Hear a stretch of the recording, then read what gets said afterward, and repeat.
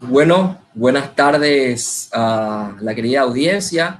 Hoy tenemos un programa especial aquí con Guadalupe. Estamos desde Stringer, estamos haciendo una grabación de este programa. Ustedes lo verán diferido. Y también tenemos un invitado de lujo, un hermano argentino de Salta, tengo entendido, que tiene un amor también muy grande hacia el Paraguay y hacia las naciones hermanas de esta patria grande, de esta hispanidad, con quien hemos profundizado sobre esto con otros invitados como Patricio Long, Marcelo Hulo. Entonces, hoy nos acompaña el profesor Jonathan Ramos. Antes de pasar a él, le doy unas palabras a Lupe, también para que él le pueda saludar formalmente al profesor.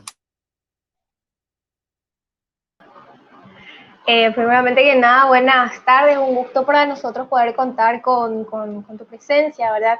Y como ya venía adelantando también, Marce, más allá de conocer un poquitito más acerca de vos, de lo que te dedicas a hacer, aprender mucho, aprender también de todas las cosas de las que vos hablas, las posturas también que tenés, y mutuamente, ¿por qué no también ir enriqueciéndonos, ¿verdad?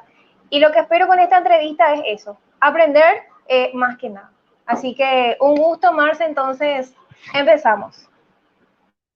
Bueno, un saludo a David y a Guadalupe. Muchísimas gracias por invitarme. Bueno, el profesor Jonathan Ramos es historiador, es profesor de filosofía, también tiene un gran conocimiento, un amplio conocimiento en lo que respecta a la teología. Él es un hermano de la Reforma. Entonces, teniendo este panorama, nos gustaría que él se pueda presentar. ¿Qué tal, Jonathan? ¿Qué podés decir a la audiencia sobre tu persona? ¿Quién es Jonathan Ramos para que te conozcan? Bueno, mira, a mí me han educado con un principio. Uno tiene que hablar mucho de las cosas, nada de uno y poco de los otros, ¿no? Entonces, realmente es muy difícil hacer autorreferencias porque no es muy elegante. Así que simplemente voy a decir que nací en el seno de una familia protestante. Mi papá se convirtió en metodista a los 18 años y mi papá ya tiene 75, así que imagínate vos que mi papá tiene una larga trayectoria de pertenecer a la Reforma. Como te dije, yo nací en el seno de una familia reformada, pero sin embargo no me instalaron el típico prejuicio evangélico contra la Iglesia Católica. Me bautizaron en una iglesia católica, me mandaron a un colegio católico, me hacían participar en la misa católica, yo organizaba los pesebres que organizaba la parroquia de Guadalupe, aquí en mi barrio, La Loma, en Salta. Es decir, yo he nacido y me he criado en una familia bastante amplia que no tenía prejuicios con el catolicismo, y eso me ha ayudado bastante a poder acercarme a la Iglesia Católica sin ataduras, sin prejuicios, sin preconceptos. Y doy gracias por la educación de mis padres, porque gracias a ellos yo he estudiado mucho. De hecho, me formé en la Universidad Católica de Salta, y bueno, hoy trato de cultivar la filosofía de Santo Tomás de Aquino, así que de alguna manera, mal que mal, yo podría ser un anticatólico, habiendo cultivado tanto desde chiquito una relación muy afectuosa con vuestra iglesia. Así que nada, eso es un poco mi itinerario. Yo crecí, digamos, en una teología arminiana. El fundador de la iglesia metodista se llama John Wesley, y, y después fui descubriendo, tras mis estudios de Lutero y de Calvino, y de Whitefield y de John Knox, la teología de la Reforma, lo que se llama hoy la teología calvinista, ¿no es cierto? Las doctrinas de la gracia. Así que bueno, son esas doctrinas las que a mí me alimentan el espíritu, las que me llenan de gozo, las que me enseñan del Señor Jesucristo. Pero claro, como tengo una formación ecuménica muy amplia, también me permito aprender mucho de los padres de la iglesia y de los magisterios de la iglesia. Mira el libro que estoy leyendo actualmente, es una encíclica del Papa Juan Pablo II, Fides et Ratio, ¿no es cierto? Así que, de alguna manera me gusta transmitir que todos los hijos de Dios formamos un solo cuerpo místico de Cristo y que todos tenemos algo para aprender del otro. Y bueno, y filosóficamente yo, como te dije, he cultivado el realismo de Aristóteles y de Santo Tomás de Aquino, y en historia también, digamos, que sigo la escuela de los anales, que es una escuela que ha creado Marc Bloch, Brodel, y que trata de estudiar holísticamente los fenómenos de la historia a través de la historia social, la historia económica, la historia política, la historia de las mentalidades.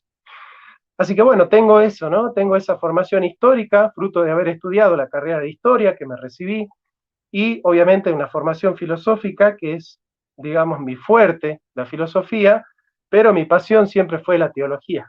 Eso es lo que más me gusta hacer y digamos, es el estudio que más me cultiva el espíritu. Así que, digamos que soy historiador, soy filósofo y no me llamaría teólogo porque no he estudiado la carrera, tengo teología del bolsillo simplemente, pero sí, he escrito 2 libros sobre teología que, bueno, tuvieron buena recepción.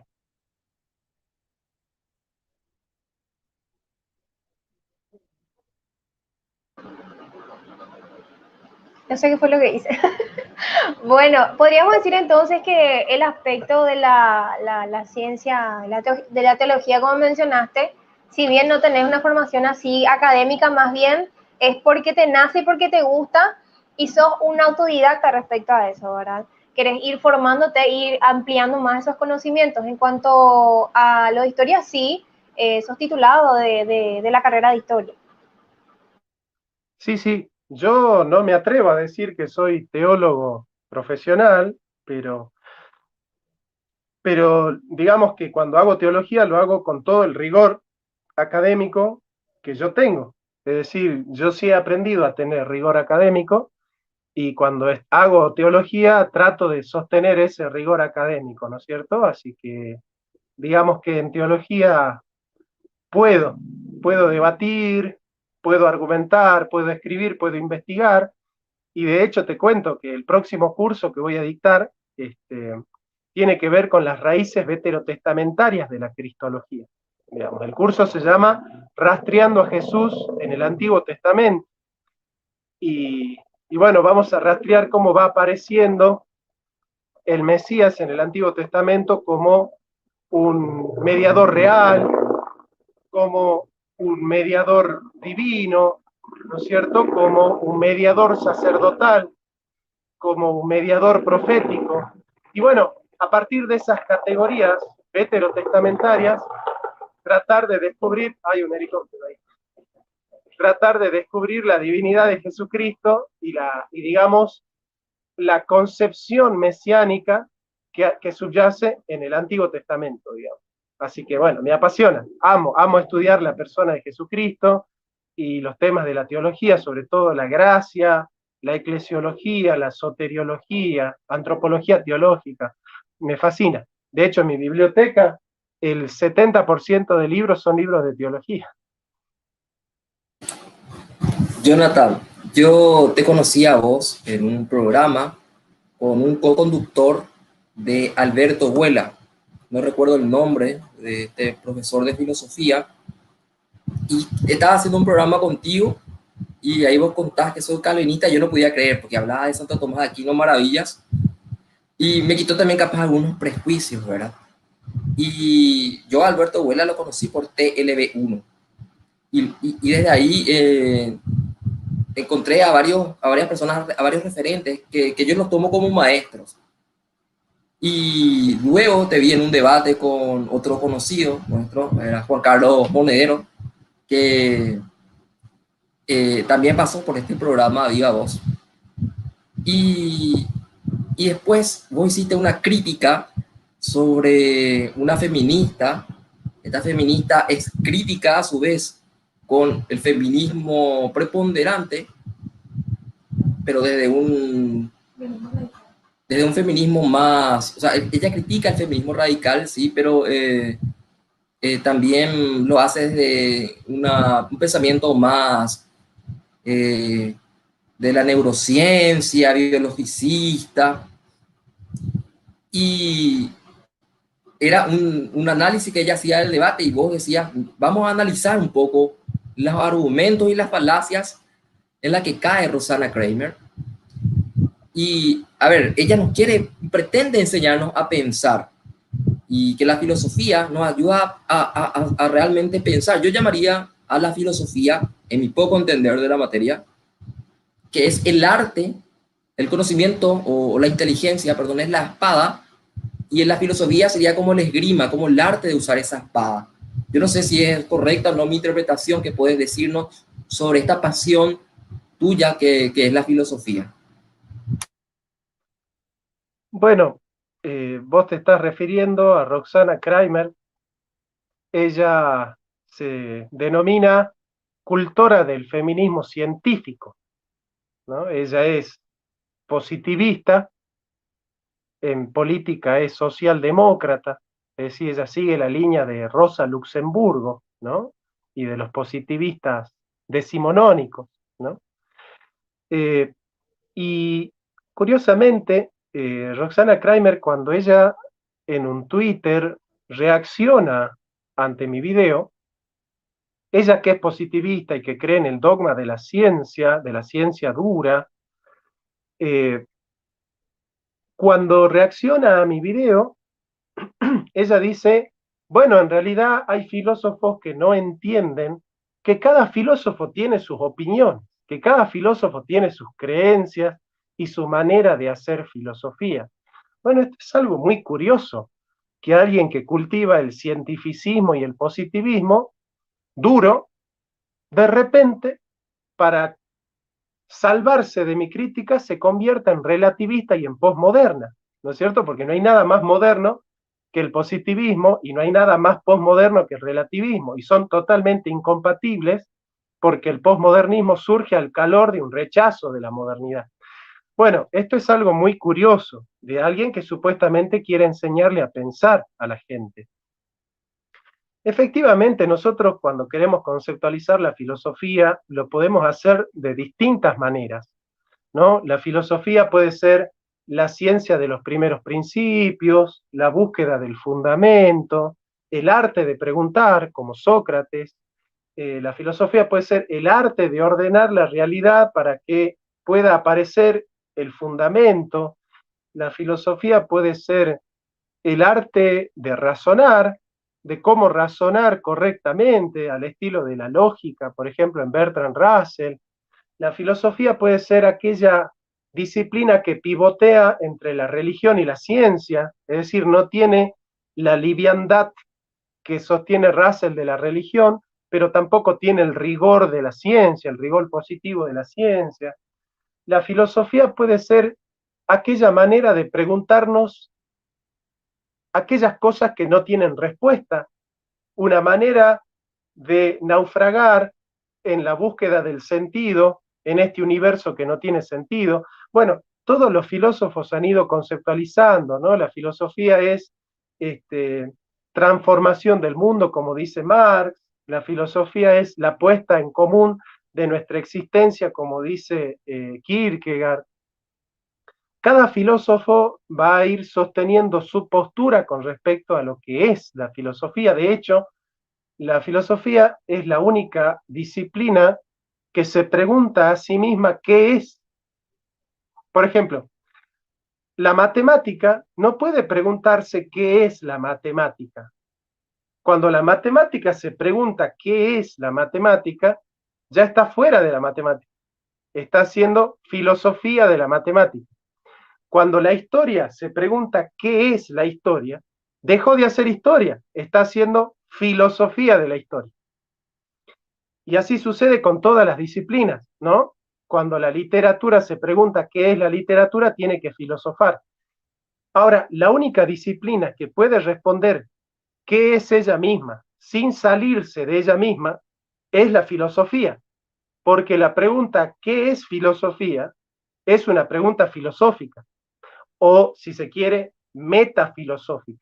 Entonces, de alguna manera, Heidegger va a sostener que la ciencia no piensa, porque la ciencia no puede construir, ni puede desandar, ni puede evaluar, ni criticar sus conceptos fundamentales. Todos los conceptos fundamentales que usan las demás ciencias, como el concepto de hombre, de tiempo, de ser, de ente, de movimiento, son conceptos filosóficos, son conceptos metafísicos. Entonces, una persona que se dedica a la metafísica, a la filosofía, tiene la capacidad de evaluar todos los conceptos que se utilizan en las demás ciencias desde una manera crítica y poder saber si esos conceptos son fieles o no con la realidad, si son consistentes con el sistema, si son coherentes, si son lógicos, si se sostienen, si se caen. Puede rastrearlos históricamente a través de un método que Nietzsche y Foucault llaman genealogía. Bueno, vos fijate que el filósofo entonces tiene muchas herramientas para descubrir la realidad, no en la superficie, sino en la profundidad, porque ningún filósofo va a tomar como objeto de estudio el manual de la licuadora. Nosotros vamos a estudiar los conceptos fundamentales de la ciencia y las estructuras fundamentales de la realidad. Entonces la filosofía te da ese panorama completo. La filosofía no te hace especialista en un árbol, pero te muestra el panorama del bosque. Una vez que la filosofía te ha mostrado el panorama del bosque, nosotros podemos acercarnos a estudiar cada árbol y cada parte de la selva o del bosque, pero habiendo entendido el conjunto, la totalidad, porque la filosofía es, digamos, el conocimiento de la totalidad. Eso lo dice Hegel, ¿no? La totalidad de lo real. Entonces, el filósofo es alguien que tiene la posibilidad de descubrir el trasfondo último de los discursos científicos y descubrir la estructura última de toda la realidad.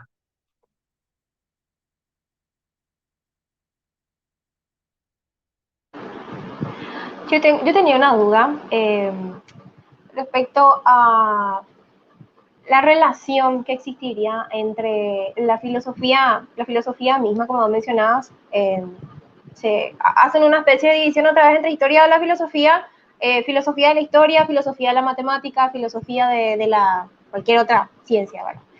Sí. Y me llamaba poderosamente la atención en un libro, o sea, en un compendio de filosofía que yo últimamente estaba leyendo, en donde hablaba acerca del cristianismo y decía que la filosofía del cristianismo no la consideraba como una filosofía en sí, sino más bien era una religión nada más. Entonces el autor hacía como un paréntesis y en resumen decía no le preste mucha importancia a esta parte porque se basa meramente en argumentos religiosos para basar su filosofía.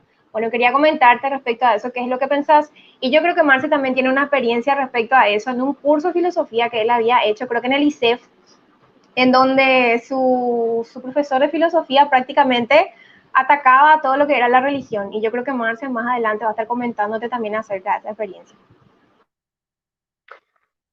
Bueno, no sé, ¿querés que escuchemos la experiencia de Marce primero para poder ir a mi respuesta? Lo diré brevemente. El ISEF es un Instituto Superior de Estudios Filosóficos y Humanísticos de los jesuitas en Paraguay, de los jesuitas.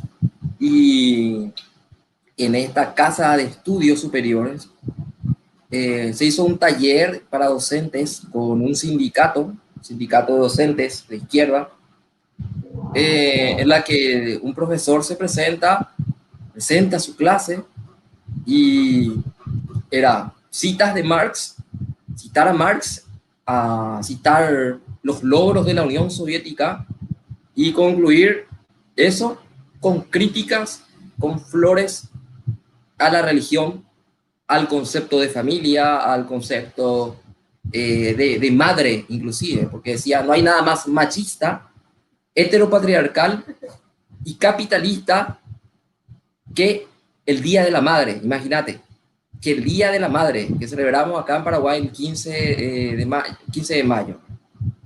Entonces, esto en un instituto de estudios superiores jesuita, con el nombre de San Francisco Javier.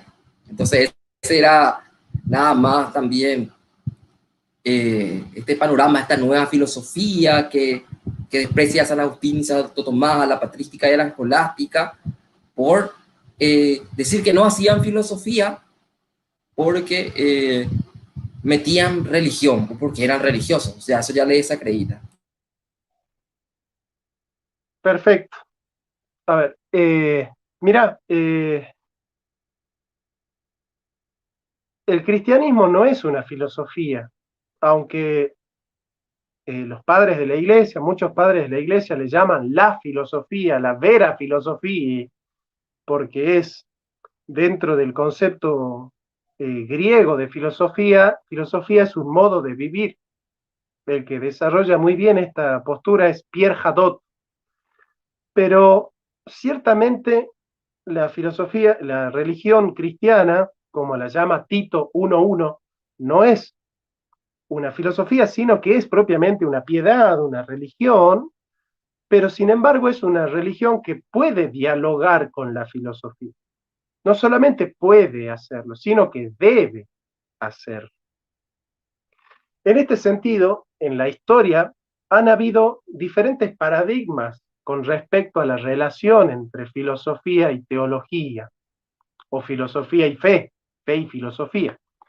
Han habido quienes, desde la beligerancia racionalista, han sostenido que la razón científica o la razón filosófica es la única capaz de descubrir la verdad.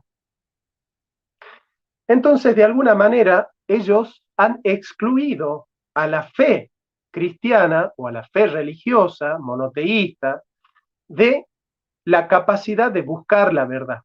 La religión no colabora en la humanidad en la búsqueda de la verdad. Eso se llama el racionalismo, sostener que solamente la razón del hombre puede conocer la verdad. Y le niegan a la fe el acceso a la verdad. También hay quienes, y dentro de la misma iglesia, muchos padres de la iglesia también, han sostenido la postura contraria, es decir, aquella postura que excluye a la razón de la búsqueda de la verdad, sosteniendo, por ejemplo, Tertuliano, ¿qué tienen que ver Jerusalén con Atenas? ¿Qué tienen que ver Jerusalén con Atenas? Entonces, estos antidialécticos sostenían que era imposible traerla la filosofía al cristianismo porque la filosofía es un conocimiento del mundo, es la sabiduría del mundo. En cambio, nosotros tenemos la sabiduría de Dios. Entonces, estos cristianos, ya desde los mismos orígenes, han caído en lo que nosotros venimos a llamar el fideísmo, es decir, la puesta en común de que solo la fe nos lleva a la verdad y que la razón nos va a pervertir el camino, nos va a distorsionar el camino en la búsqueda de la verdad, porque no son complementarias la sabiduría del mundo y la sabiduría de Dios. Después, hay quienes han puesto el énfasis en que la filosofía es un camino introductorio en la búsqueda de la verdad. Es un camino que nos hace transitar los primeros pasos en la búsqueda de la verdad, pero no bien nos damos cuenta que la filosofía no llega a la verdad plena, debemos hacer un salto, hic rodas, hic salta, ¿no? Acá está Rodas, aquí salta, ese salto de fe hacia la religión, que en definitiva es la única que nos puede llevar a la verdad plena. La filosofía solamente es propedéutica, es preparación para la fe, pero no es la verdadera guardiana de la verdad. Esta postura la sostuvieron, por ejemplo, Kierkegaard, Karl Jasper, de alguna manera también San Agustín y muchos padres de la iglesia. Nosotros le llamamos a este paradigma subsunción de la razón desde la fe. Y hay quienes, desde el positivismo, por ejemplo, Auguste Comte, el padre de la filosofía positiva, ha sostenido que la religión es como la primera etapa del razonamiento humano. La religión es como el prejardín. La religión es como la etapa inferior de la búsqueda de la verdad, que después la religión y los mitos se vuelven más conceptuales y se convierten en filosofía y en metafísica, y que después la filosofía y la metafísica ganan en rigor y en efectividad, en positividad, y se convierten en ciencia. Entonces, de la religión y los mitos a la filosofía y a la metafísica, y de la filosofía y metafísica a la ciencia positiva, que es la que conoce verdaderamente la realidad. Bueno, la postura se llama la subsunción de la fe desde la razón. Pero después hay otras dos escuelas, por ejemplo, la escuela de Averroes, la escuela de Psycher de Brabante, que sostienen que en realidad aquello que puede ser verdad en teología puede ser falso en filosofía, o aquello que pueda ser verdad en filosofía es falso en teología. Es decir, aquello que afirman A en sede filosófica, niegan A en sede teológica. Eso se llama el paradigma de la doble verdad o de la autonomía divergente. Nosotros tenemos hoy, por ejemplo, algo muy curioso, es católicos que están a favor del aborto. Ahora, ese católico lee la Biblia, ese católico va a la misa, entiende la fe católica, se da cuenta que el que dio la vida es el Señor Jesucristo, se da cuenta que Jesucristo es el Señor de la vida, se da cuenta que Yahvé nos enseñó el valor intrínseco de la vida, diciendo en Génesis 9:6, el hombre no debe matar al hombre, porque el que derrame sangre, por su sangre morirá. O sea, Yahvé nos enseñó que él ha creado al hombre a imagen y semejanza de Dios y que la vida del hombre es sagrada. Eso es un dogma de fe, eso es parte de la doctrina cristiana. Entonces, un católico en la misa los domingos adhiere al Señor de la vida, pero después un lunes, al otro día se pone un pañuelo verde, asiste a una plaza y adora a los ídolos de la muerte y defiende a los enemigos de la iglesia. Entonces, ¿cómo puede ser que la misma persona que el domingo le canta al Señor de la vida, el lunes en la plaza pública o enfrente de la legislatura o de la catedral, está queriendo romper la catedral en la que esa persona estuvo el domingo celebrando misa? ¿Cómo puede pasar que en una persona afirme en filosofía o en política algo que va en contra de la religión que esa misma persona está defendiendo? Católicas por el derecho a decidir. Bueno, esto se llama el paradigma de la doble verdad. Este paradigma de la doble verdad genera una esquizofrenia. Alguien que los domingos va a misa, pero se oculta de los compañeros del Partido Obrero o los compañeros comunistas o progresistas, y después cuando va a la plaza, ¿no es cierto? Cuando va a la plaza tiene que ocultar que es cristiano, se tiene que guardar la cruz para que no lo miren raro. Entonces nosotros lo que vamos a sostener es la postura del Papa Juan Pablo II, que es el que sostiene la postura de Santo Tomás de Aquino. Mira cómo empieza. Dice, la fe y la razón, fides et ratio, son como las dos alas con las cuales el espíritu humano se eleva hacia la contemplación de la verdad. Nosotros vamos a sostener que la filosofía y la religión cristiana llegan cada una por su cuenta, cada una de manera autónoma, cada una siguiendo su propia metodología y objeto. Filosofía realista y religión cristiana van a afirmar al último la misma verdad, porque la verdad no puede estar en contra de la verdad. Entonces, así como el filósofo descubre la verdad en la naturaleza a través de la razón, el religioso descubre la verdad en la Biblia a través de la revelación. Y como la realidad es conocida por la razón y afirma A, y la revelación revelada por Dios afirma A, esa verdad es la misma, porque el que ha creado a la naturaleza es el mismo que ha dado la revelación. Entonces no puede haber contradicción entre la verdad filosófica y la verdad religiosa. Este paradigma se llama la autonomía convergente, es decir, tanto filosofía como religión cristiana son autónomas una con respecto a la otra, pero sin embargo, cuando descubren su verdad, descubren la misma verdad.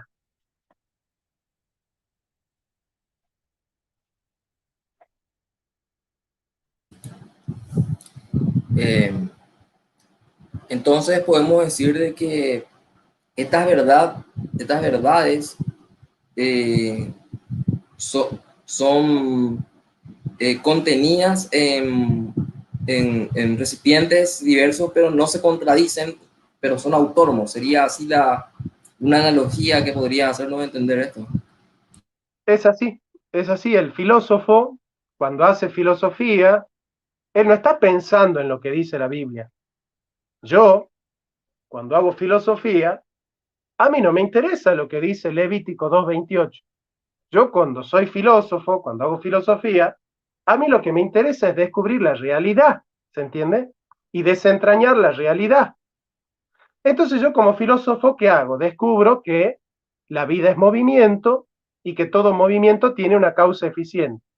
Ahora, ese movimiento no puede perdurar ad eternum hacia atrás, sino que en algún momento tiene que haber un primer motor que mueva a todo viviente, pero que él mismo no sea movido por otro. Cuando yo por la razón descubro que hay un primer motor que mueve a los vivientes, pero que él mismo no es movido por otro y que él es la causa del movimiento de los vivientes, yo he descubierto el primer motor inmóvil.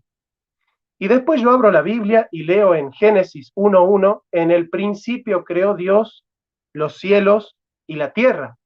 Ahora resulta que yo trato de relacionar y me doy cuenta que aquello que yo he descubierto como filósofo es lo mismo que está escrito en la Biblia como revelación. Entonces, yo entiendo que la verdad que he descubierto autónomamente como filósofo es la misma verdad que descubro autónomamente como religioso en la revelación sagrada. Por eso yo digo que son autónomas. Es el problema que tuvimos con Monedero, porque para Monedero la filosofía no debe ser autónoma, sino que tiene que estar subsidiada por la religión. No, bueno, yo planteo que no, que la filosofía puede ser autónoma y siendo autónoma puede descubrir plenamente la verdad filosófica.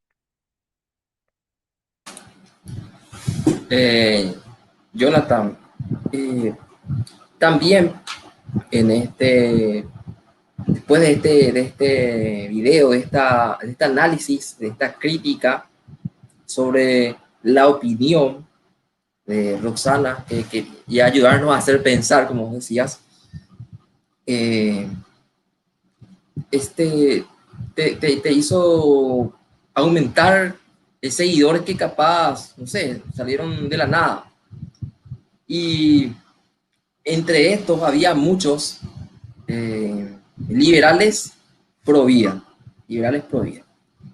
Y nosotros tenemos un programa con otros amigos que se llama el liberalismo es pecado. Lo pusimos así porque tuvimos unos debates con unos compañeros, con unos amigos en la lucha pro vida, pero que, que atraen mucho a cristianos, sobre todo a católicos, y nosotros vemos una incompatibilidad con ciertos principios del liberalismo con la fe católica. Y eso está denunciado en Cuba Prima, en varias encíclicas, en Libertas, por León XIII, por la Rerum Novarum, Pío IX.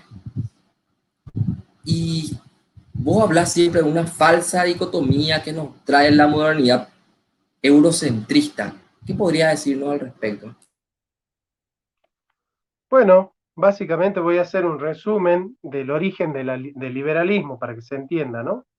El liberalismo surge de una reducción de los universales a puro individuo concreto en Guillermo de Ockham y en Escoto, ese, ese individualismo que surge con Guillermo de Ockham y Escoto en la tardoescolástica va a dar pie a el surgimiento de los discípulos de Guillermo de Ockham. Uno de los discípulos de Guillermo de Ockham es Gabriel Biel. Y Gabriel Biel fue maestro de Lutero. Guillermo de Ockham sostenía que el mundo y los universales no existen, sino que son una construcción de la mente a través del lenguaje. Y después, Duns Scotus sostiene que las cosas no son buenas en sí mismas, sino que son buenas porque son queridas por la voluntad. Ese giro a la inmanencia va a dar pie al individualismo moderno y al protestantismo. El protestantismo que dice, la salvación pertenece a una relación puramente individual del hombre con Dios y no tiene nada que ver el pueblo ni el cuerpo de Cristo, sino simplemente es mi relación con Dios.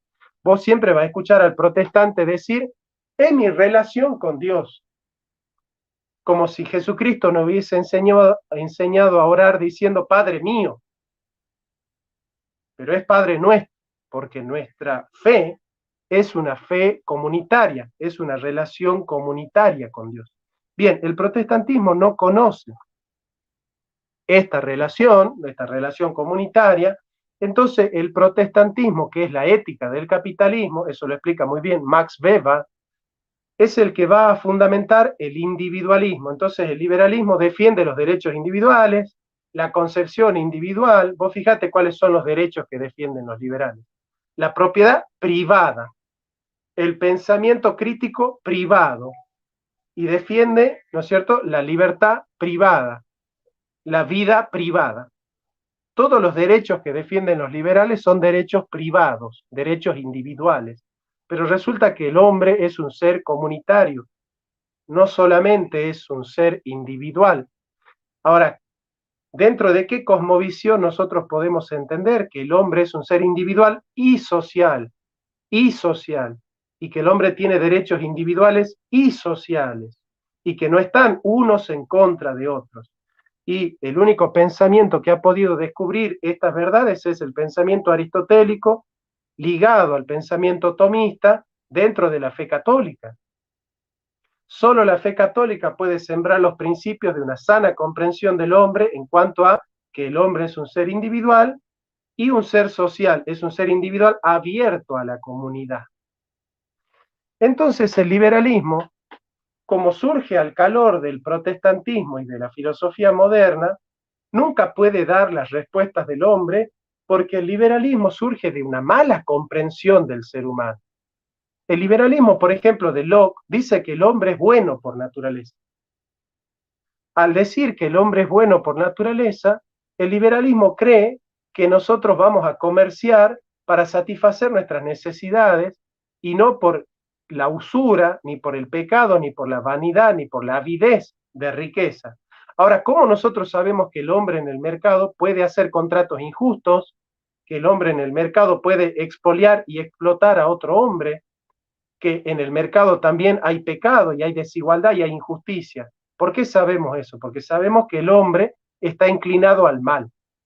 Como sabemos que el hombre está inclinado al mal, entonces nosotros sabemos que en el mercado también puede haber injusticia. Y el liberalismo surge de un divorcio entre la ética y la economía. El liberalismo nos dice, por ejemplo, business are business. Negocios son negocios. ¿Y qué quiere decir el liberalismo con ese lema de laissez-faire, laissez-passer, dejar ser, dejar pasar? Que no hay contrato injusto. Así lo dice Kant, que es uno de los padres del liberalismo. Kant dice, no hay contrato injusto. En la medida en que dos individuos firman un contrato, la justicia es cumplir con ese contrato. Es imposible que un contrato sea injusto, dice Kant. Ahora fíjate vos que entonces para los liberales las relaciones económicas no son relaciones morales, porque no puede haber una relación económica inmoral. Si es una relación libre, ya no es inmoral. No puede haber un contrato o un intercambio injusto. La desigualdad no es injusta, te dicen los liberales. Ahora, ¿por qué los liberales sostienen que el mercado debe ser autónomo de la moral? Porque no entiende que la moral tiene que ver con todas las relaciones humanas. La moral tiene que ver con las relaciones políticas, con las relaciones sociales, con las relaciones interpersonales y también con las relaciones económicas, porque las relaciones económicas son relaciones humanas, interpersonales, sociales y comunitarias. Entonces, si toda relación humana es una relación también moral, ¿Por qué el liberalismo nos dice que la moral y la economía no tienen nada que ver? Por esa ideología. Así como Maquiavelo hizo el divorcio entre política y ética, Adam Smith hace el divorcio entre ética y economía. Y nosotros, como cristianos y humanistas, vamos a decir que todas las relaciones humanas son relaciones morales y las relaciones económicas son relaciones humanas. Por lo tanto, las relaciones económicas también son relaciones morales. Y si son relaciones morales, pueden haber contratos injustos, pueden haber intercambios injustos, pueden haber en el mercado relaciones injustas y acuerdos injustos. ¿Por qué? Y porque el hombre no está movido solo por la misericordia, la piedad y la empatía de generar bienes de mejor calidad y de menor precio. El hombre también quiere tener ganancias y a veces quiere tener ganancias a costa de los demás. Y un hombre que se enriquece a costa de los otros y un hombre que se hace millonario en detrimento del bienestar de los demás, ha generado sus riquezas injustamente, porque las ha generado violando la integridad económica de los otros. Entonces nosotros no podemos aceptar el liberalismo por un solo principio, que el hombre es un ser individual y social, pero sobre todo que todas las relaciones humanas son morales y por lo tanto las relaciones económicas también pueden ser evaluadas desde la moralidad. También tenemos otro error, y creo que esto viene capaz de Hegel. Hegel fue, no sé si podríamos decirle, la persona que dio pie a dos tipos de totalitarismos. Uno, el de los fascismos, nacionalsocialismo, que fue desarrollado por Giovanni Gentile, y también del que se nutrió Marx para invertir la idea dialéctica hegeliana, su interpretación de la historia, que para mí es, aunque él sea materialista y ateo, o sea, que cree que solo existe la materia, que hay que asesinar, por decirlo así, a la metafísica, no hay forma, hay solo materia, son solo átomos, y de que, pero a su vez cae en hacer una idea profética del curso de la historia, hablando de la lucha de clases, de una constante lucha por la liberación de la explotación del hombre sobre el hombre, en esta lucha de clases, en donde se superan procesos de producción hasta llegar al paraíso comunista. Tengo entendido, no sé si es así o no, si no podría después también aclarar, de que vos podés hablar con propiedad sobre los errores del marxismo porque pasaste por ese charco. Entonces, esta idea del, imagínate, de que Marx predicaba la abolición del Estado en su etapa final de este proceso, pero esta crítica que hacen los liberales al Leviatán es justamente por el temor de las ideas marxistas, de dejar todo supeditado al Estado, reduciendo a la persona, al individuo, de forma total. Entonces, si el liberalismo le aisló, atomizó al hombre como individuo, dejándole desarmado, desorganizado como comunidad, ya hoy solamente queda la familia, que es el último enemigo a vencer para el enemigo de Cristo y de la Iglesia. Y el marxismo está total, que hace una idolatría para mí a la idea del Estado, vencer la superestructura y desde ahí transformar la sociedad y crear un nuevo hombre. Esta es una visión mía capaz de lo poco que yo pueda conocer sobre los errores marxistas, ¿verdad? Porque para que no digan que somos marxistas por criticar al liberalismo, ¿verdad? Porque tengo un amigo y maestro que es el padre Miguel Martínez aquí en Paraguay, que dice que parece que tenemos una mentalidad bineural. Tenemos dos neuronas Y si vos no sos de Boca, ah, no, vos sos de River. Y si vos no sos de River, ah, no, vos sos de Boca. O sería Cerro Olimpia acá en Paraguay.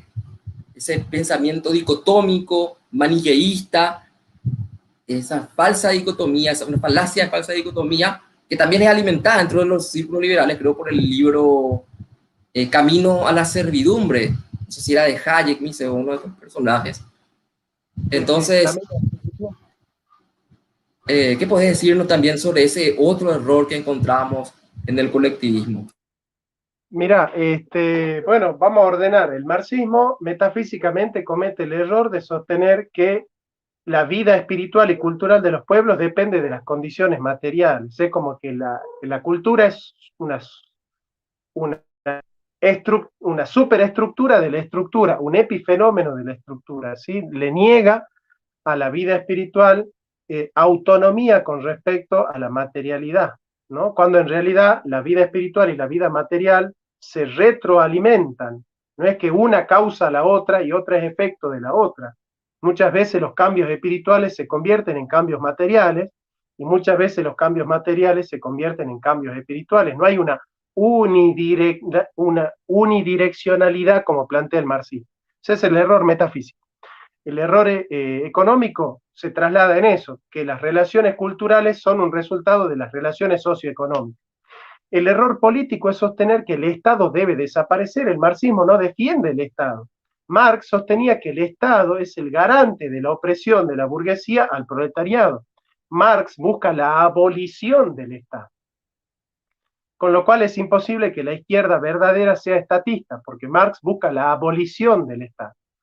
Entonces Marx supone que es el Estado el garante de la opresión de la burguesía al proletariado y busca que la abolición del Estado genere la desaparición de la lucha de clases. ¿Cuál es el error social? Sostener que la historia de la humanidad es la historia de la lucha de clases. Divide la sociedad en opresores y oprimidos. Y el que ha respuesto de una manera bastante satisfactoria a esta problemática es Michel Foucault, cuando Foucault dice, no es que hay en la sociedad oprimidos y opresores, todos somos en algo opresores y en algo oprimidos. Entonces, no se puede ideologizar dialectizando a la sociedad en dos y diciendo, bueno, los empresarios son los explotadores y los trabajadores son los oprimidos. Entonces, vos fíjate que el marxismo va teniendo muchos errores que tienen que ver con el punto de partida metafísico del marxismo, ¿no es cierto?, que es dividir la realidad en estructura y superestructura, en condiciones materiales y condiciones superestructurales. Digamos, entonces el marxismo lo que hace es concebir al hombre desde una colectividad que disuelve la individualidad. Para el marxismo la individualidad es fruto del romanticismo burgués, ¿no es cierto? Entonces, en nombre del bien de la comunidad se puede matar a muchos individuos, se puede negar la propiedad de los individuos, se niega la libertad de los individuos, se niega la vida de los individuos. Entonces, nosotros vamos a sostener que el hombre es un ser comunitario y que hay que edificar la comunidad. Estamos de acuerdo con el marxismo en que hay que edificar la comunidad. Pero el marxismo dice, hay que edificar la comunidad si es necesario en detrimento de los individuos. En cambio nosotros, los cristianos, decimos, hay que edificar la comunidad, el bien común, la justicia social, pero no negando la libertad individual, no negando la propiedad privada, no negando el derecho natural a la vida, sino que recogiendo esos derechos individuales, les damos una apertura social. Por eso en política proponemos un Estado que pone las reglas del juego, pero que no genera el desarrollo, sino que pone las reglas del juego para que los privados generen el desarrollo. En economía hablamos de la función social de la propiedad privada. Así como entendemos que el hombre es un individuo abierto a la comunidad, entendemos que la propiedad debe tener una función social. Se respeta la comunidad. Nosotros nunca nos metemos con el stock, sino que nos metemos con el flujo. ¿Por qué? Porque somos clásicos y sostenemos que los precios de la mercancía deben responder equitativamente a los costos de producción, porque no toda ganancia puede ser honesta si se dispara absolutamente con respecto al costo de producción, sobre todo cuando son bienes de consumo masivo. En los bienes de consumo premium, y bueno, ahí el oferente puede poner el precio que quiera, porque son productos de consumo especial, de consumo premium. Pero los productos de consumo masivo son los productos de la canasta básica. Vos te imaginás que yo, como presidente, le diga a los empresarios los precios en el mercado. A los precios los ponen los empresarios.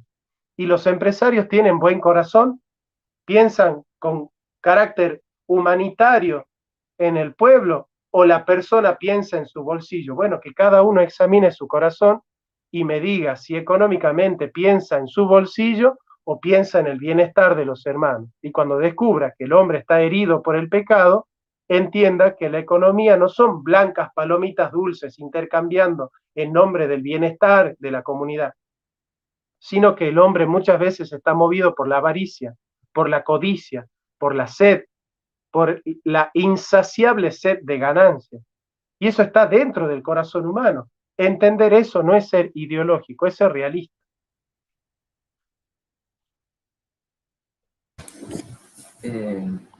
También, Jonathan, ha habido varias posturas que son desconocidas. Yo hice un hilo en Twitter para distinguir, porque siempre te achacan cuando vos le decís que no son ni de Boca ni de River, que no son de Cerro y Olimpia, y te dicen, ah, entonces vos sos de Vélez Sarsfield. No, no soy de Vélez Sarsfield. Ah, entonces vos sos de San Lorenzo. No, no soy de San Lorenzo. Y estos desconocidos, yo vi señalando también ciertos errores que encuentro desde mi perspectiva de lo que voy aprendiendo. Es más, yo no siento postura, pero sí me alimento de distintas corrientes de pensamiento que salían de esa falsa dicotomía, no para intentar aplicarlo en mi país, que creo que eso no sería traer un, no sé, nacionalismos de importación, etcétera, o patriotismo de importación. Pero sí rescato la producción doctrinal y criticaba tanto lo que sería la postura conservadora. Pero hay personas como Horacio Justio, un era mío, que se define como conservador, pero yo encuentro un error en el conservador: conserva la revolución. O el reaccionario quiere volver al antiguo régimen, pero quiere restaurar las estructuras como en los detalles, en el armaje, en el ropaje, pero no en la esencia de las cosas que estructuraban la cristiandad. El nacionalismo tiene su origen también, el término, a mí no me agrada el nacionalismo porque luego te hablaré del patrioterismo, a lo que llamo patrioterismo. El nacionalismo se alimenta de ideas del romanticismo y el idealismo alemán. El nacionalismo moderno decimonónico, aclarando eso, no la idea de nación y de amar a tu nación o a tu patria, por decirlo así, y con las ideas de soberanía popular de Rousseau, etc. Y el patrioterismo actual de las repúblicas liberales que fueron fundadas, instauradas, impuestas, de alguna forma también en Hispanoamérica, en esa fragmentación y lo que muchos llamarían guerra civil, los que tenemos una postura de hispanidad. Entre esos, ¿verdad? Si se podría tildarle de reaccionario a los carlistas, no sé si está identificado con ellos, o de un nacionalismo romántico a los que se dieron luego, posteriormente, antes y después de los años 30, que sí, rescatamos a personajes, ¿verdad? Por ejemplo, Juan Manuel de Rosas, Artigas, acá el doctor Francia, Paraguay, el mariscal Francisco Solano López, que luchó contra una guerra donde fueron forzadas las provincias y no era Argentina la que hacía la guerra al Paraguay, era la, la, la oligarquía de aquellos liberales de Buenos Aires. Y muchos provincianos no querían luchar contra el Paraguay porque nos sentíamos hermanos. Y esta postura, ¿verdad? De, como te decía, ¿verdad? Me dice la gente, vos sos un reaccionario. No, yo no me podría definir como reaccionario. Sos entonces un nacionalista. Y bueno, dependiendo del término, porque si viene ese idealismo del romanticismo alemán, tampoco no, por mi fe. Eh, y me identifico mucho con el título de tradición, la idea de tradición y la enseñanza de la doctrina de la iglesia, sin caer en decir, no se ha definido como carlista. No, yo no veo posible capaz de restaurar al rey legítimo de España, de la rama carlista, etc. Y a mí me gusta mucho esta idea, este término. Para no crear problemas, yo prefiero no nombrarle, ¿verdad? Porque la última vez vi en un video como usted, ya no me voy a llamar así, ¿verdad? Pero esta idea de comunidad organizada que fue desarrollada por un político que con sus errores y sus aciertos, ciertos, marcó un antes y después en la República, la hermana nación argentina. Entonces, ¿qué podés decirnos entre estas posturas A ver, eh, no me habrás tantos filosófica? temas, ¿Cómo? no me habrás tantos temas porque si no, no voy a poder desarrollar todo. No, claro, Vamos a claro. desarrollar, Sin, vamos a sin, sin desarrollar decir primero nombres, vamos a sin decir desarrollar nombres. primero lo de conservador y progresista, que es lo primero que es abierto, ¿sí? Después vamos al tema del nacionalismo. Y después, si querés, hablamos del peronismo. Yo me dejé de llamar peronista, pero acá está Eva Perón. ¿Sí? Acá está Eva Perón, que era antifeminista. Chesterton nos enseña que en realidad es una falsa dicotomía ser conservador o progresista, porque nosotros tenemos que hacerla la historia. Nosotros tenemos que construir el futuro. Ahora, ¿cómo lo hacemos? Rescatando la tradición. Pero queremos ir hacia adelante. Ser reaccionario es simplemente reaccionar frente a aquellos que en la cresta de la ola quieren hacer la historia. Nosotros no estamos haciendo historia, estamos reaccionando frente a aquellos que quieren hacerla y quieren hacerla mal. Entonces nosotros, para hacer historia, tenemos que ser padres de una nueva era. Tenemos que ir hacia adelante, pero ir hacia adelante rescatando lo que hubo atrás. O sea, ir al progreso con la tradición, no sin la tradición. Entonces el problema no es si mi idea es de ayer o de mañana. El problema es si mi idea es justa. Yo entiendo que hay tradiciones que pueden ser injustas y yo entiendo que hay progreso hacia la miseria. Entonces, a mí no me importa si la idea es de ayer o de mañana.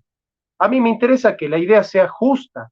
La categoría política por antonomasia, la virtud más importante, es la virtud de la justicia. Darle a cada uno lo que es suyo. No me importa si lo que es suyo era de ayer o de mañana, o si es de un lado o del otro, o si viene de la izquierda o de la derecha, de arriba o de abajo, del centro, del medio o adentro. No me importa. A mí lo que me importa es que la política se desarrolle bajo el criterio de la justicia. Entonces yo quiero un progreso justo, pero quiero una tradición justa también. Entonces una falsa dicotomía. El conservador es un nostálgico del pasado con miedo hacia el futuro. Y el progresista es un nostálgico del futuro con miedo hacia el pasado. Nosotros no podemos tenerle miedo ni al pasado ni al futuro. Tenemos que ser hijos y padres de la cultura, hijos y padres de la historia, como lo enseña Juan Pablo II en esta encíclica, por un lado. Por otro lado, el concepto de nacionalismo que vos tenés es el europeo, pero acá en Hispanoamérica hay un nacionalismo que es distinto. Nosotros no tenemos el nacionalismo de exclusión. ¿Existe un nacionalismo europeo? No. ¿Por qué? Porque Inglaterra se hizo al calor de su disputa con Francia. Francia se hizo al calor de su disputa con Alemania. Alemania se hizo al calor de su disputa con España. España se hizo al calor de su disputa con Inglaterra. Inglaterra se hizo al calor de su disputa con Italia. Entonces, no pueden hacer una sola patria grande porque los nacionalismos europeos son nacionalismos de campanarios, son nacionalismos chauvinistas, nacionalismos de exclusión, nacionalismos racistas, identitarios.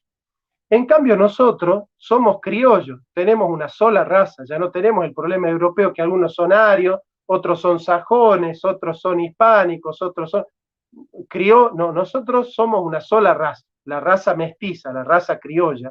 Al ser una sola raza tenemos una sola lengua.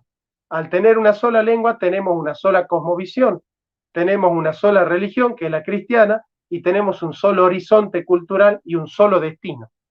Entonces somos distintos, porque yo amo a mi patria argentina, pero amo a Paraguay. Yo en la guerra de la triple infamia, no le llamo la guerra de la triple alianza, sino la guerra de la triple infamia, yo estoy con Solano López, en contra de Mitre. Entonces, porque el peronismo nos ha enseñado a nosotros, a pesar de que uno ya no se llama peronista por cuestiones históricas, el peronismo nos ha enseñado a amar a tu patria, pero a amar al vecino también. Entonces, no es un nacionalismo que crea muros, como Trump, sino que es un nacionalismo que construye puentes. Nosotros somos un nacionalismo de paz y amor, porque somos un nacionalismo continental, ¿no es cierto? Un nacionalismo continental. Hay grandes autores de esto, ¿no? Manuel Gálvez, Horacio Puigros, Jorge Abelardo Ramos, Jaureche, Scalabrini Ortiz, el mismo Arturo Sampay, Juan Domingo Perón. El siglo XX nos encontrará, el siglo XXI nos encontrará unidos o dominados. Jorge Abelardo Ramos dice, Hispanoamérica no está dividida porque es atrasada, sino que está atrasada porque está dividida. Entonces tenemos que volver a crear una confederación como Artigas. Nosotros creemos en Artigas, amamos a Artigas, amamos al mariscal Solano López, amamos a Francisco Ramírez, a López Jordán, al Chacho Ángel Vicente Peñalosa. Entonces, en ese sentido, no caigas en eso de condenar al nacionalismo como si el nacionalismo fuese chauvinista o deviniese en nacionalsocialismo. Hay un nacionalismo hispanoamericanista, hay un nacionalismo de José Vasconcelos, hay un nacionalismo de los grandes de la patria hermosa hispanoamericana. Entonces, nosotros somos un nacionalismo continental porque la Argentina no se hizo en contra de Chile. Eso quisieron los masones y los piratas, fragmentarnos, dividirnos a nosotros. Pero lo cierto es que estamos unidos. Estamos tan unidos que yo voy a Paraguay y me siento un paraguayo. Cambia la tonada, pero el lenguaje es el mismo. Cambia un poco la cultura, pero el horizonte cultural es el mismo. Cambian un poco las creencias populares, pero el horizonte espiritual es el mismo. Cambian los rasgos, pero la raza es la misma. Entonces, nosotros tenemos un nacionalismo sui generis, un nacionalismo propio. Somos nacionalistas, porque nosotros decimos, la Argentina es para los argentinos, y también para los paraguayos, y también para los bolivianos, pero es primero para los argentinos. ¿Y vos qué decís? Paraguay es para los paraguayos, ¿no es cierto? Y eso no es ser chauvinista, porque vos no odias al argentino, no odias al boliviano, no odias al peruano. Nos amamos. Yo soy más peruano que argentino. Yo soy más paraguayo que argentino.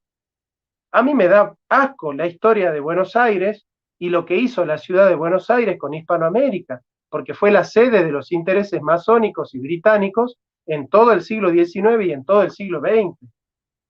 Entonces a mí me da vergüenza a veces decir que soy argentino, pero amo a la Argentina, porque la Argentina no es capital federal. La Argentina son las provincias del interior, de las que surgieron grandes caudillos como el general Güemes, como el general Martín Miguel de Güemes, que tuvo una concepción continental, tuvo una concepción de la confederación totalmente actual, muy ligada con el compromiso que tuvo Artigas. Entonces, de ninguna manera yo voy a permitir que los eurocéntricos nos roben a nosotros la categoría de nacionalismo. Y eso es lo que es el peronismo.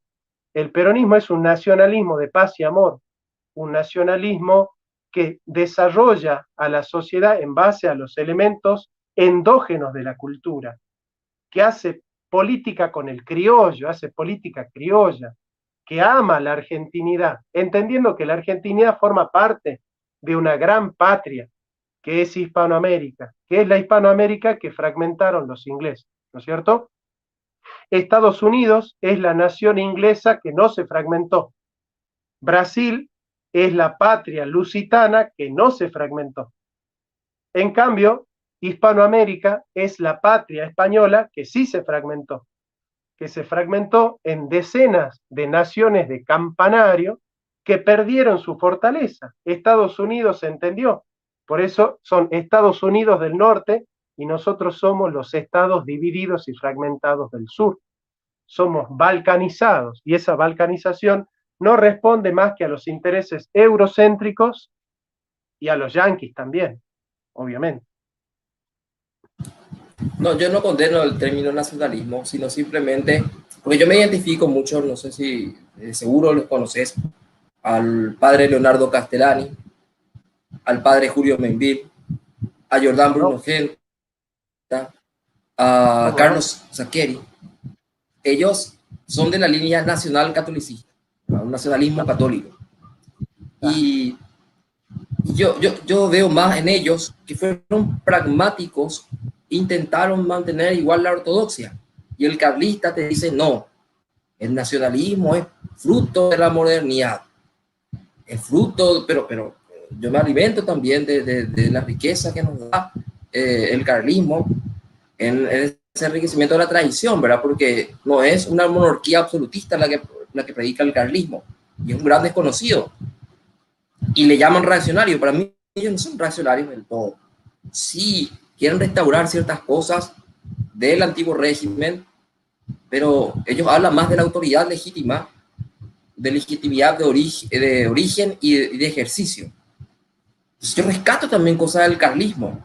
Así también rescato cosas de José Antonio Primo de Rivera.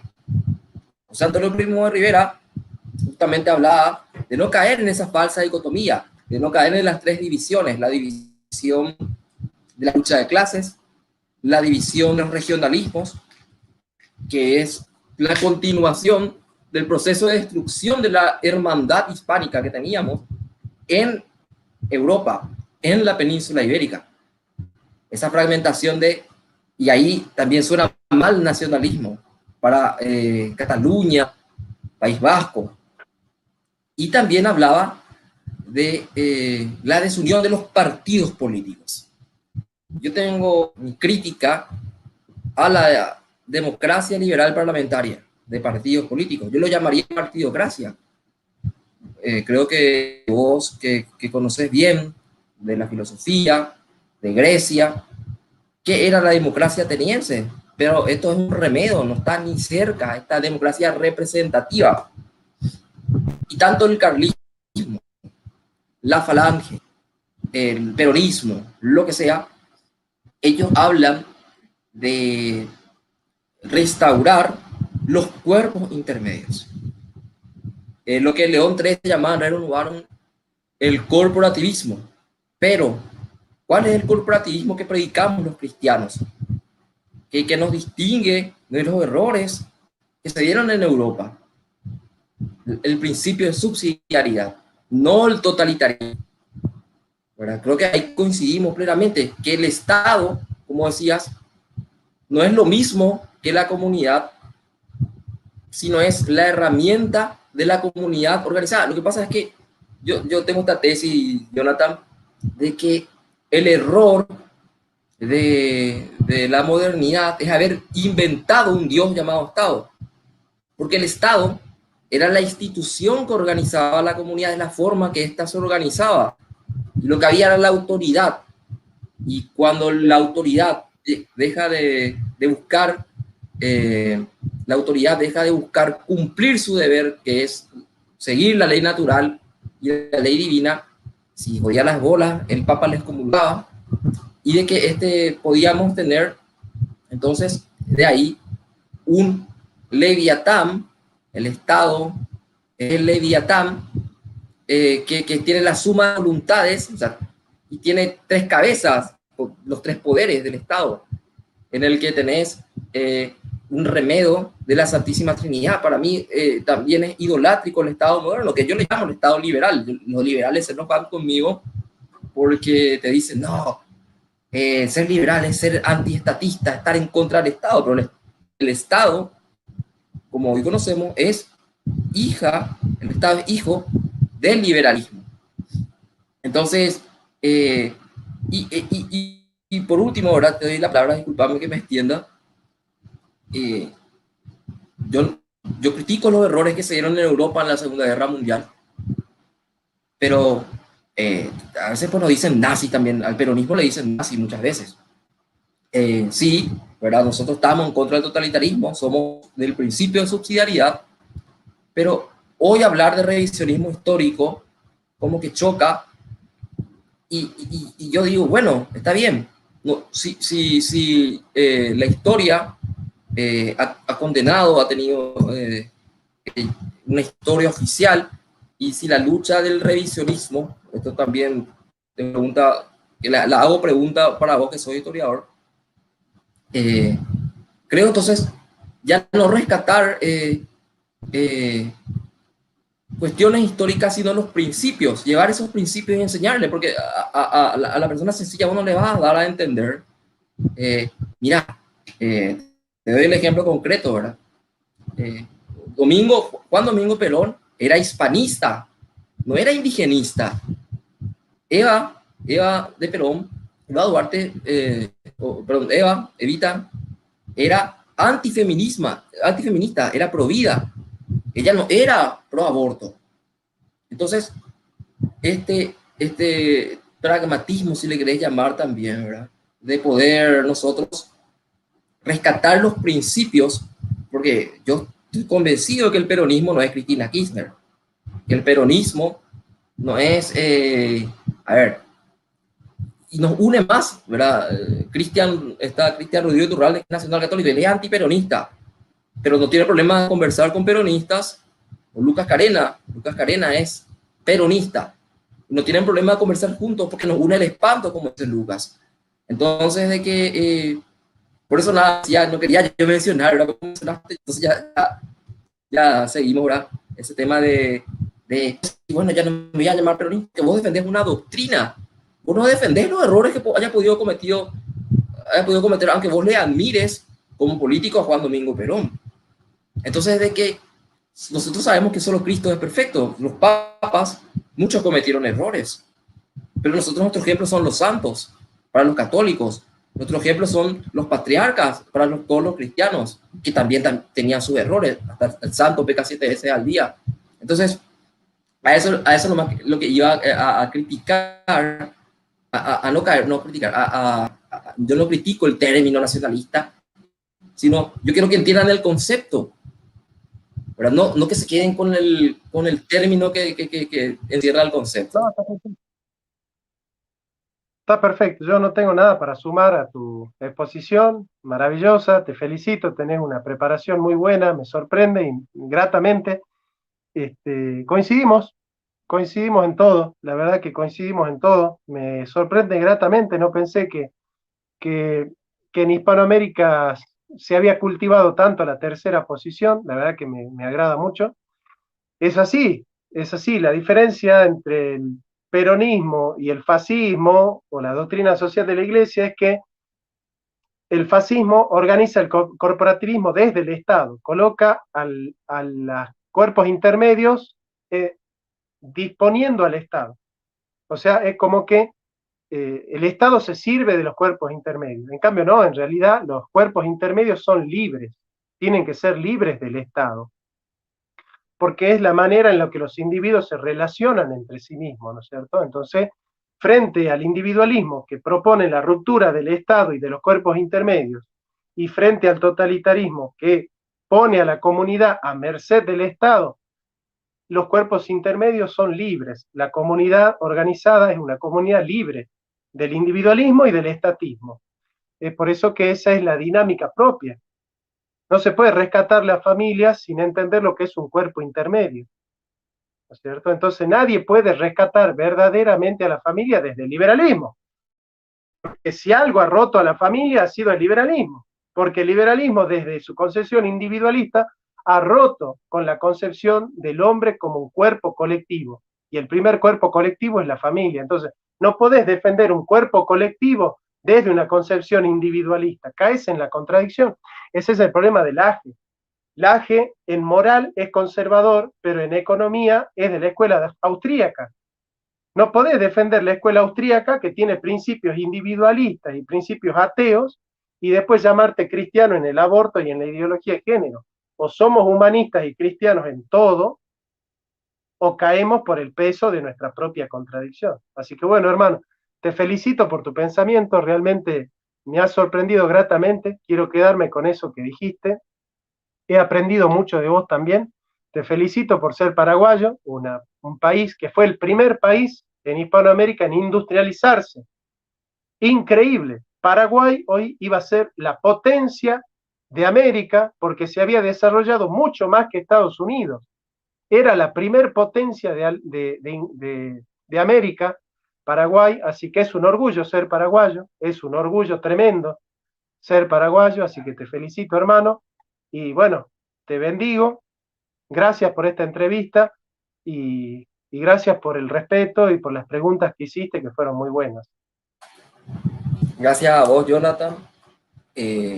Yo podría decir, ¿verdad? Y creo que podría decirlo un cristiano, alguien que no le guste el peronismo, pero ni yanquis ni marxistas. Somos de tercera posición y somos cristianos. Entonces, y humanistas, ¿verdad? Que también la doctrina, y aclaro, la doctrina peronista, que no tiene nada que ver con este partido justicialista actual, ¿verdad? Que está tomado, como siempre aclarás, es cristiana y humanista. Entonces, creo que hoy, mirando al presente, mirando al futuro, debemos unirnos en aquellos principios innegociables. Fernando Romero Moreno, no sé si lo conoces, es un amigo argentino de Rosario, de Santa Fe. Guillermo Moreno, sí, sí. Sí, escribió un libro, ¿verdad?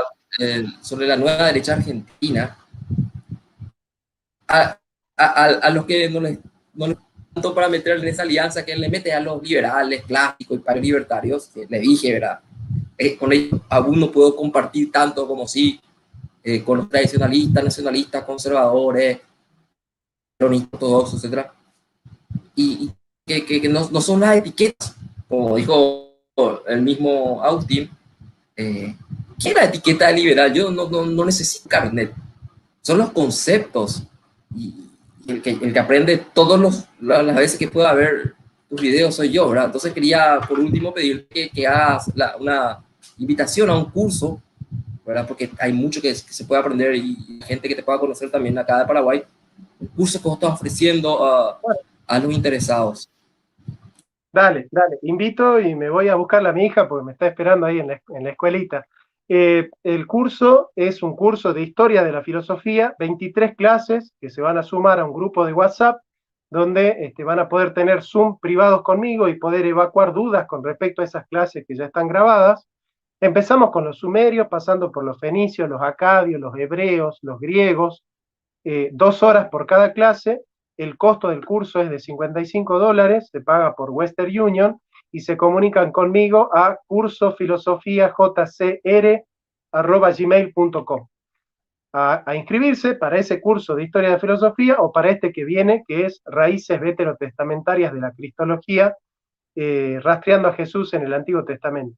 Ya estamos preparando otro sobre el origen del progresismo, pero ese hay que prepararlo muy, muy bien. Así que muchas gracias, saludos a Guadalupe y a vos, Marcelo. Gracias, Jonathan, y seguimos en contacto. Muchísimas gracias.